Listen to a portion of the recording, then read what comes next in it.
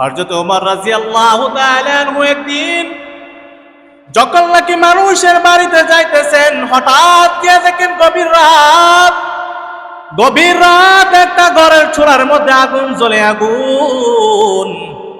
ওমর রাদিয়াল্লাহু তাআলা আনহু ওই ঘরের পাশে গিয়া দরজার সামনে দাঁড়াইয়া দিকে গুনগুন কান্নার আওয়াজ। বাচ্চারা তার মাকে ডাক দিয়ে বলতেছে, মা,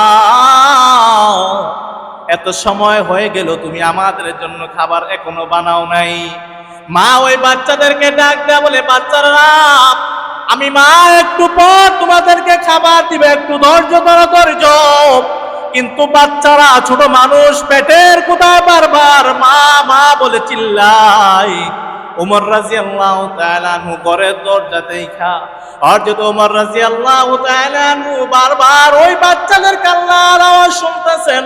হঠাৎ যখন নাকি ওমর ওই বৃদ্ধ মহিলাকে ডাক দেয়া বলে, মাগো, আমি দেখতেছি তোমার পাতিলার মধ্যে পানি ছাড়া আর কিছুই নাই, তুমি কেন তোমার বাচ্চাদেরকে মিথ্যা কথা বলো? ওই মা তখন ডাক দিয়ে বলেন, আমি জানি না তুমি কে, আমি আমার বাচ্চাদেরকে সান্ত্বনা দেই, সান্ত্বনা, যাতে আমার বাচ্চারা সান্ত্বনা দেওয়ার পর ঘুমিয়ে যায়। এভাবে একদিন নয়, 2 দিন নয়, আমি আমার বাচ্চাদেরকে 3 দিন পর্যন্ত এভাবে সান্ত্বনা দিতেছি। আমি শুনছি উমর নামে এক ব্যক্তি নাকি এই দেশের খলিফা হয়েছে।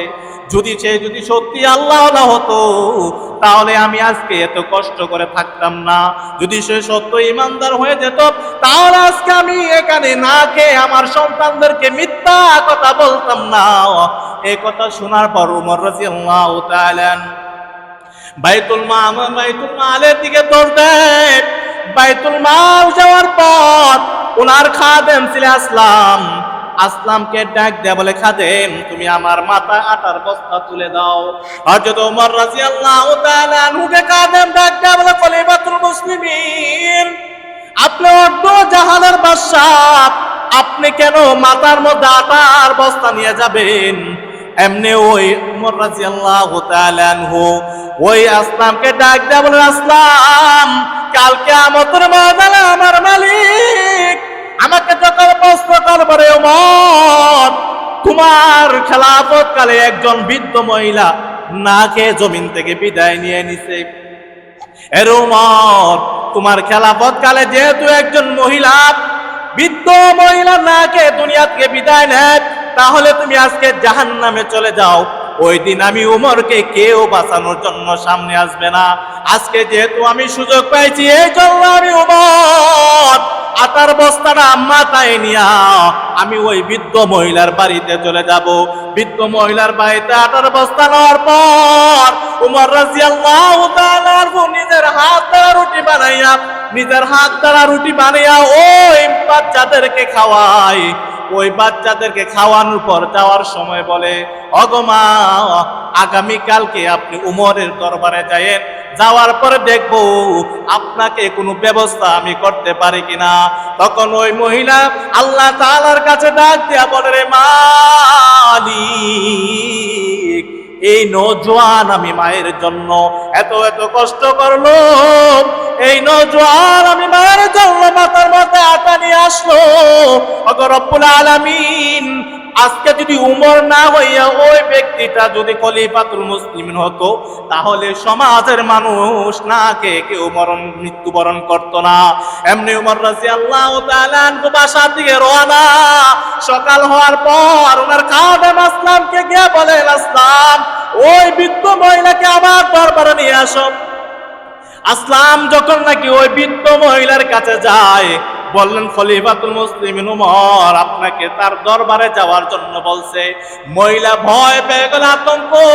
আর গতকাল আমি উমরের বিরুদ্ধে দোয়া করলাম, নাকি না জানি ওই ব্যক্তিটা আমার বিরুদ্ধে নালিশ দিয়ে দিল। বলে, না না, আসো, তোমাকে উমর বলছে যাওয়ার জন্যে। মহিলা ভয় যাইতে চায় না। যখন নাকি খলিফাতুল মুসলিমিন আদেশ এসে গেছে যেতে হবে, ভয় নিয়া যখন খলিফাতুল মুসলিমিনের দরবারে যায়, খলিফাতুল মুসলিমিন উমর রাদিয়াল্লাহু তাআলা আনহুর দরবারে যাওয়ার পর গিয়া দেখে খলিফাতুল মুসলিমিন উমর চেয়ারের মধ্যে বসা। ওই মহিলা যখন নাকি দেখলো ওই নওজোয়ান যে গতকাল রাতে আমি মাকে আটার বস্তায় না নিজ হাতে রুটি বানাই আমার সন্তানদেরকে খাওয়াইলো, আজকে দেখি ওই ব্যক্তিটা চেয়ারের মধ্যে বসে আছে। এই ভয় নিয়া মা যখন আস্তে আস্তে সামনের দিকে যায়, সামনের দিকে যাওয়ার পর মা ওই চেয়ার থেকে নাই মায়ের দরবারে দৌড় দেয়, মার সামনে গিয়া বলে গো মা, আমি আমার গলার মধ্যে গামছা পেঁচাইয়া দিলাম, এই গামছাটা আপনি আমার গলায় পেঁচাইয়া টানেন, টাইনা টাইনা মানুষের কাছে বিচার দেন। এই খলিফাতুল মুসলিমিন হওয়ার পর আমি মাকে ওই সন্তান দেখে নাই, তারপরে গো মা আমাকে আপনি মানুষের কাছে বিচার দিয়ে আমাকে মাফ কইরা দেন।